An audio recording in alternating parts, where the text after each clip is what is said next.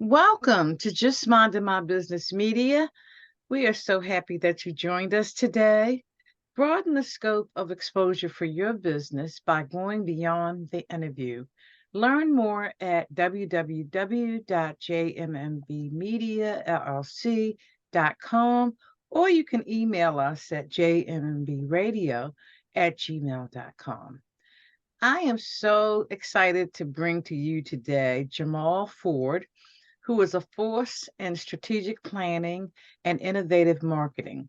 His expertise spans across community outreach, health, leadership, organizational infrastructure, and strategic planning. His work at High Level Speech and Hearing Center equipped him with a keen eye for growth, significantly benefiting clients and patients. His program, Wealthlist, combined with the proven strategies of the patient growth pathways approach, enables healthcare professionals to maximize their practice's potential and generate wealth beyond traditional office hours. Welcome, JAMAUL. This is Thank you. going to be an interesting conversation. So, Wealthlist, tell us about that. Yeah, thanks so much for having me, Ida. I definitely appreciate it. I am the Director of Community Outreach and Business Development at High Level Speech and Hearing Center. And about 2018 or so, we were doing a lot of community work. And because we were doing a ton of community work, we were seeing a lot of patients. And then what wound up happening was those patients weren't transitioning over to coming into our clinic. And so unfortunately, we were on the cusp of actually firing our second manager, which most clinic officers and managers and owners kind of know about that.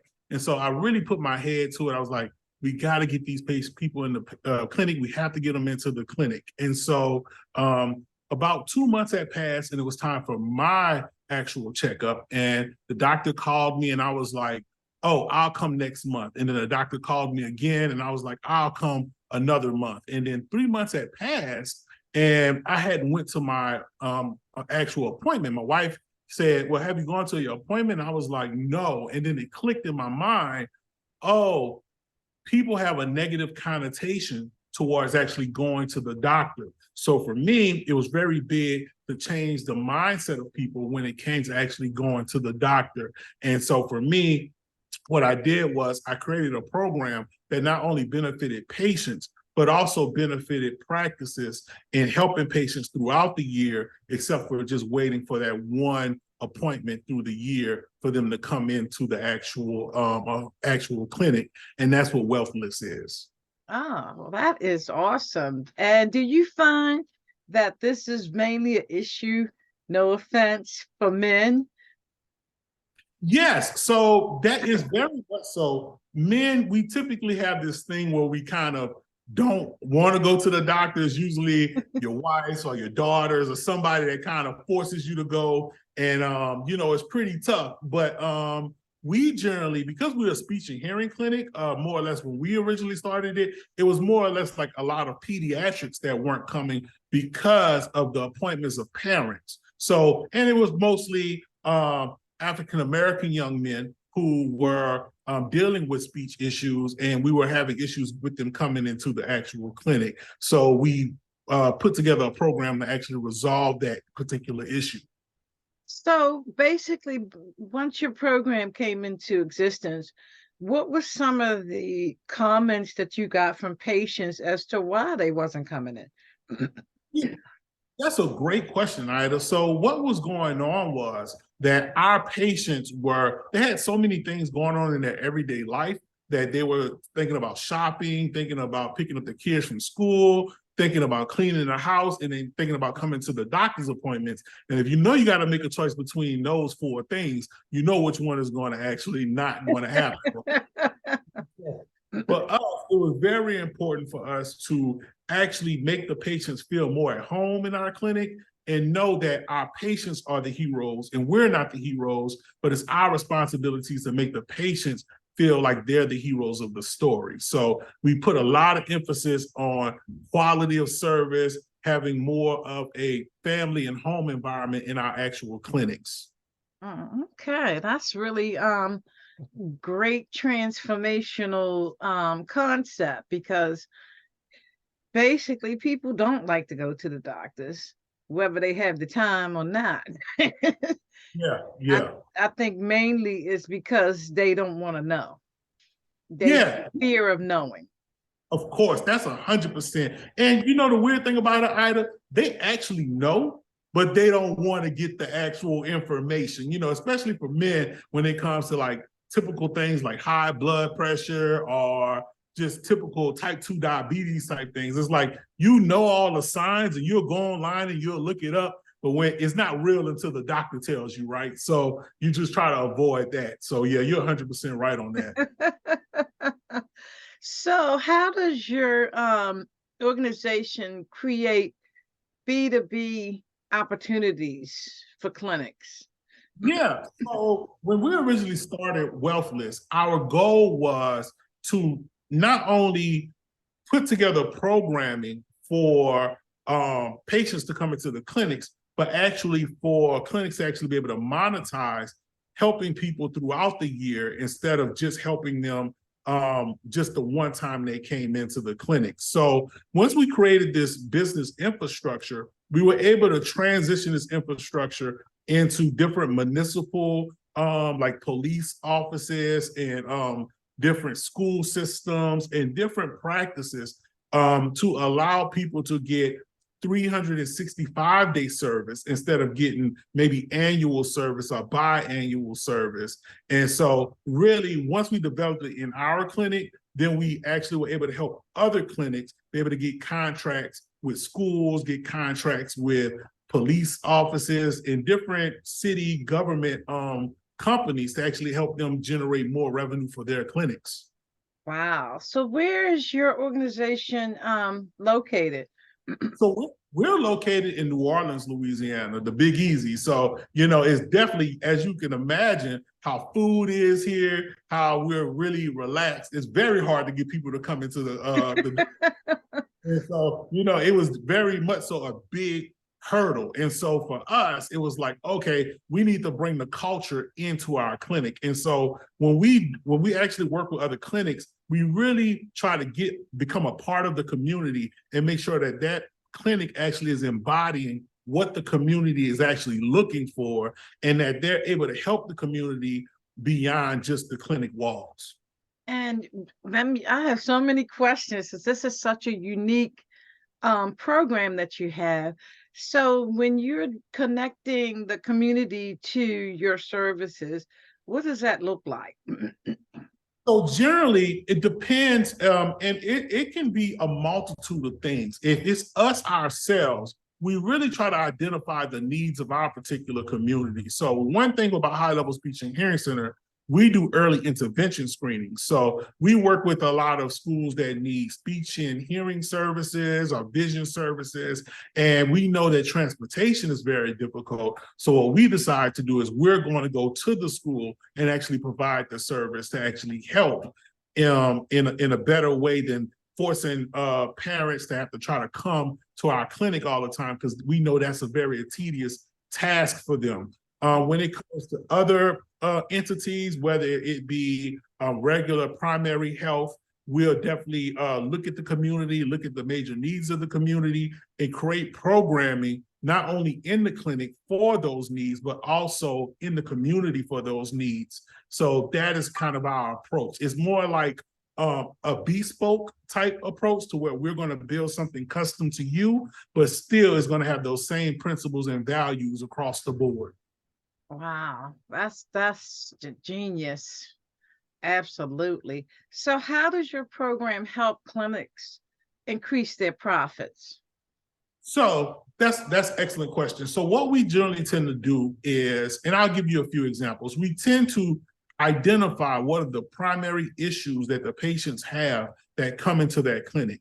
And then what we do is we create programming beyond typical appointments to help the community with that. And we may offer it in a subscription model, or we may offer it in a different type of model. And some of this, to be honest with you, Ida, is really common sense. I'll give you an example. Let's say we're working with a dentist office, right? If we're working with a dentistry, what we will do is we know that when people come into the dentistry, that they're looking for solutions to make sure they don't have cavities, make sure they're not having issues on a regular basis. So we'll go and we'll figure out, okay, are you dealing with people with a lot of cavities? Are you dealing with people with a lot of whitening issues? Once we identify that, then we may create a package for them to sell people. So let's say, for instance, someone comes in and their main focus in their clinic is whitening teeth. So when they provide the service for the patient, then they will offer them a monthly subscription of toothbrush, toothpaste, whitening treatment. And instead of them having to go to Walmart and purchase these things, they can actually purchase it directly from the doctor who's actually treating them on a regular basis. And this allows the doctor to interact with the people every month instead of interacting with them once a year and providing service to them on a regular basis. And it makes people feel like their doctor actually cares about them more than just that one annual appointment. Wow, I like that. I like that a lot. So if clinics and people in the health industry want to connect with you, how do they do so? Yes, so they can contact me via phone. My number is, I'll give my number. I know I'll give my number. Our office number is 985-312-7797. They can contact us there. They can contact us online at actually at brandmaven.io, and they can go there if they have any special requests or any needs. And they can actually follow me on social media at Jamal the Maven on Instagram or Facebook or any platform that they would want. I'm pretty much on all platforms. Awesome. Wow. I am liking this. This is really, really a great concept in terms of getting people a better relationship, a better doctor-patient relationship. Because, and it's funny you picked dentists, because most people hate the dentist. They hate it, and a lot of times they only go when they're in serious pain, and then they still don't want to go, but they don't have no choice because it hurt too bad. Well, that's absolutely right, Ida. And you know, the crazy thing about it is with the Wealthlist program, we're actually able to communicate with people before those things actually happen. So when they come in for their annual appointment and then they leave and they may subscribe to toothpaste, toothbrush, we're sending them constant communication when we're partnering with those dentist offices and they're getting packages. And so when they suspect something is going wrong, it's not beyond the pale for them to communicate with the doctor because they've been communicating with them on a regular basis already. So it's not like this strange relationship.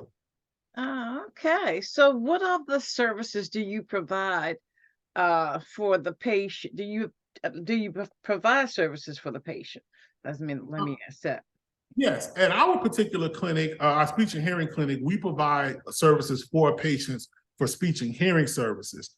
Outside of that, we provide services for different clinics and different entities. So if you're a physical therapy clinic, if you're a regular therapy clinic, a psychologist, a dentist office, a chiropractor, we really come in and kind of help you scale your business, because many times some service providers are single service providers, which will be one chiropractor or one therapist. And it's hard for them to scale their business because they need like different administrative help, and they usually have to take cuts of money in order to be able to scale their business. But all of these clinics typically have waiting lists. They have like people who are waiting to come in. So we create programs for these people on the waiting list, are the people that they're regularly seeing, to help them generate revenue, to help them scale their businesses from that particular standpoint.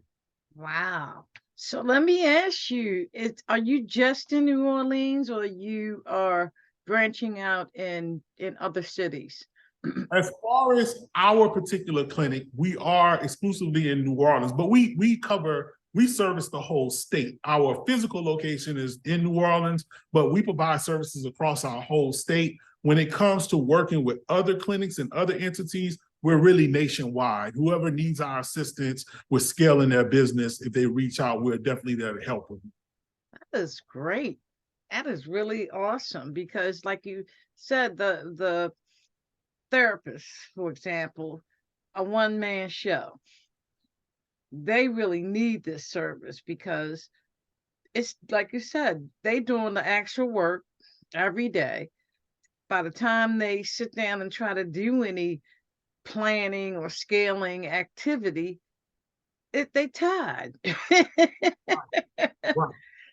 Right. And you know, what's hard about that is they're wearing two different hats, right? So Yes. one time they're wearing a hat of a provider, then they're wearing the hat of a business owner. And it's Yes. hard to transition from hat to hat. And so by working with us, you typically can come in and we'll assist you with actually being able to generate more revenue as a provider. And then that allows you to either bring on another provider or bring on administrative staff who can support the scaling of the business without you having to take a financial hit in those particular instances.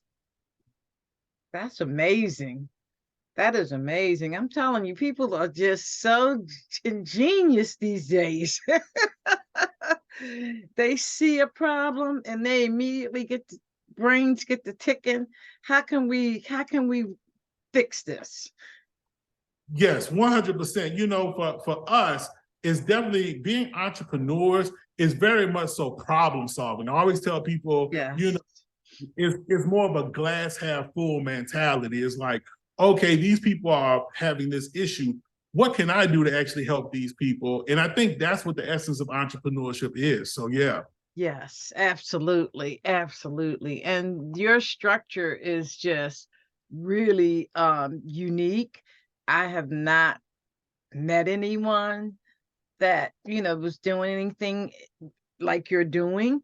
So this is awesome. So when you at some point do you see yourself franchising this opportunity?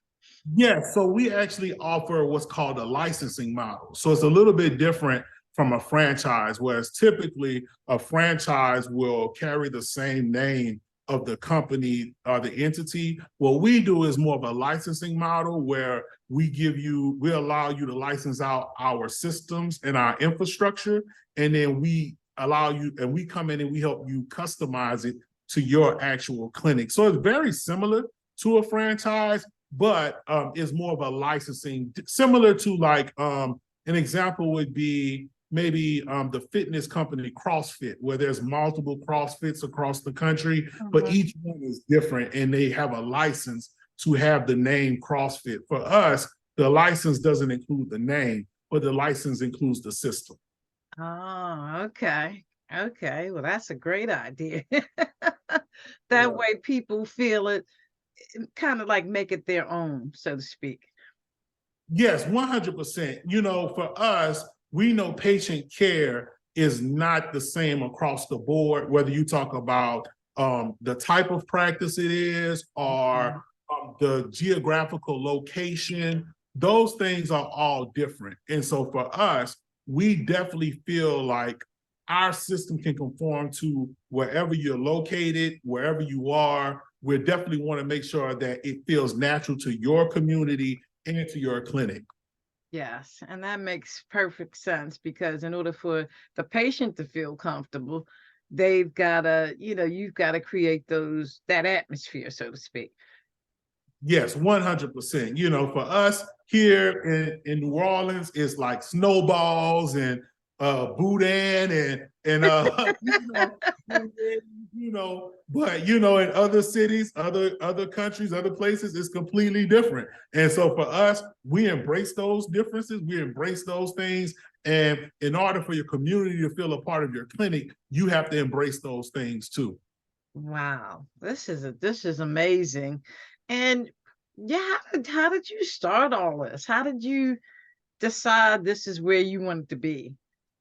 Yeah. So ironically, I am a second generation entrepreneur. My mother is a daycare owner. And so I kind of grew up in entrepreneurship. And so many times when you grow up in entrepreneurship, you tend to have a different vision of how the world works, and you see the world in a different way. And you question a lot of things, and you look at things and say to yourself, oh, well, maybe I can do this on my own. And, and so for me, I've always had a passion for helping people. And so with that, it eventually was helping people one-on-one. I have a master's degree in kinesiology, so it was more like helping people one-on-one in corporate wellness. And then it became more like, oh, how can I scale helping people to a wider audience? And it became, okay, let's have a clinic. Oh, wow, we're helping a lot of people. How can I help other clinics help other people? And so it kind of grew from that particular standpoint. But I think that once someone understands their personal values and their personal mission, their business should reflect that mission and their personal values. Absolutely. Absolutely. You definitely hit it on the nose.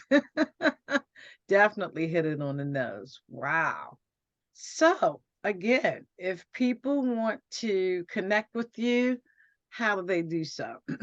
Yes, they can contact us at 985-312-7797, or they can actually go and follow us on social media. Follow me personally, Jamal the Maven, on Instagram or on Facebook.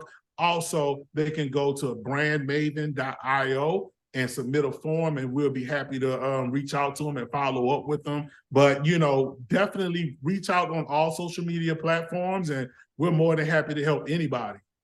Yes, this is just amazing. Transforming that patient doctor experience. Definitely. We want our patients, there's no difference, Ida, between a good doctor and a bad doctor. There are differences, but it's really perspective for most of the time when someone sees if a doctor is good or bad. It's really mostly about relationship. Yeah. And so for us, we always want to try to enhance that relationship between patients and doctors, and patients in clinic, and even clinics in the community. So that is our ultimate goal. So definitely. Now, let's talk a little bit about the inner city perspective, because we all know it's a whole different animal. Yes, it definitely is. In the inner city, I really always have felt and always have seen that it's really an education barrier, because when you don't really know what you're looking at or what to identify, then sometimes you don't know who has the answer for what you're dealing with. Especially with us being a speech and hearing clinic, many times kids will grow up, they'll be maybe 1 year old or a year and a half, and the parent may see that the kid isn't speaking the words the way they expect them to. Then a family member may say, oh, your kid doesn't say words right. And parents generally sometimes get offended by that. And even worse, parents see that as a learning issue, thinking that their kid can't learn, and they are embarrassed by that. But that's not the case at all. It's just that it's exposure to saying words and doing repetitions the right way. But having speech impediment is not a reflection of your mental capabilities. And so it's very much so educational. When it comes to other entities such as primary care, is education towards what high blood pressure is. It's education towards what depression is or what tooth decay is. So it repeats itself across the board in the inner city. And so really when we approach the inner cities and we're working with clinics in the inner city, it's really big on education and helping to educate that community. And once you educate that community, they see you as the thought leader in the space. So everyone wants to come to a clinic for the solution. Yes, and when you're working with clinics for that educational piece of it, what's that look like? Is it like webinars or seminars or things, free type of, learning experiences? What's it look like? So for us, at first, it becomes us being educated by the clinic. So first thing is we come into the clinic and we learn about their organizational structure, what they have going on, what patients they primarily see, and what issues they like to resolve. Because for us, we know that patients can feel the genuineness of care. And so if a doctor doesn't like to deal with high blood pressure, we won't suggest that they do a high blood pressure program, right? And so for us, if they have a lot of people that come in with type 2 diabetes, and they kind of have a passion for type 2 diabetes, then what we do is we have meetings with that clinic and we organize that particular information into what we call a product service. And so it becomes a service in product form. So it's actually like a structured program, like point A to point B, and it's packaged in a way to where they can present it to the community in a way that can also educate the community and also help the community. So that's kind of our overall structure of education and implementation. Wow, that's amazing. That's amazing, Jamal. I am just awed at what you're doing, and I can already see this being an adopted model across the United States. Yeah, it's very big. It's very big on two fronts because a lot of people are out there and they need a lot of help and they don't know where to get help from. And so when clinics become more involved in their community, they become more accessible to people in the community. Mm-hmm. And it relieves that barrier of, oh, I hate the doctor. It becomes, oh, I just seen the doctor at the park the other day. He was out giving away blood pressure cuffs. He was out giving out educational pieces. And so from there, that barrier, that white coat syndrome sometimes can be eliminated when you have a better foothold and you're dealing with the patients on a regular basis in the particular community. So I also believe that, you know, if people embrace this model, if people want to work with us, that's great. And I believe that it can be transformative, not only for clinics, but also for the communities as a whole. Yes, I have to agree with you because, I mean, at the end of the day, it's all about what you put into the community to make it better. Yes, that's 100% accurate. And we all have the ability to do that. We all have the ability.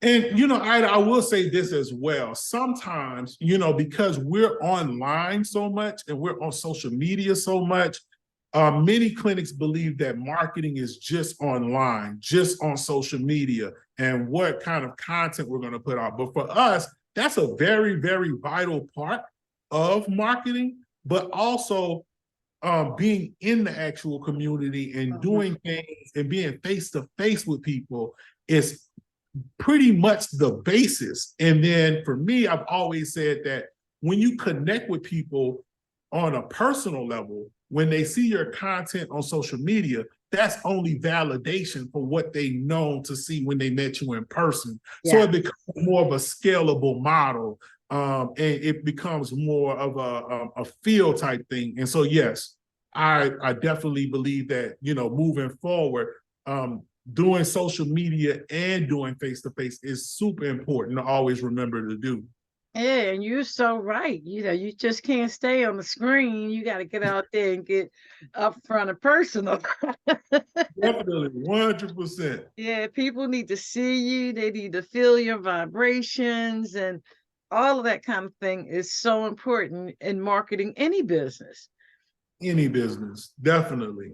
For sure. Wow, Jamal, this has been amazing. We've touched on a lot of different areas. And your company is definitely over the top in terms of what you're doing. I am proud to have met you with this. And for our audience, one more time, give us the name of your business and contact information. So you can contact us at 985-312-7797. You can follow us on social media. You can follow me personally at Jamal the Maven on Instagram, on Facebook. And also, you can go to brandmaven.io to find out more information about Wealthlist and our products and our services. And we want to build something custom to you. So whatever you need, feel free to reach out, and we're more than willing to help. All righty now. So thank you so much, Jamal, for taking time out to share your information with our audience. We truly appreciate you, and definitely looking forward to following you and see what all the good stuff you're going to be doing down the road. Awesome. Yes, likewise. Thank you so much for having me. I definitely appreciate it. Absolutely.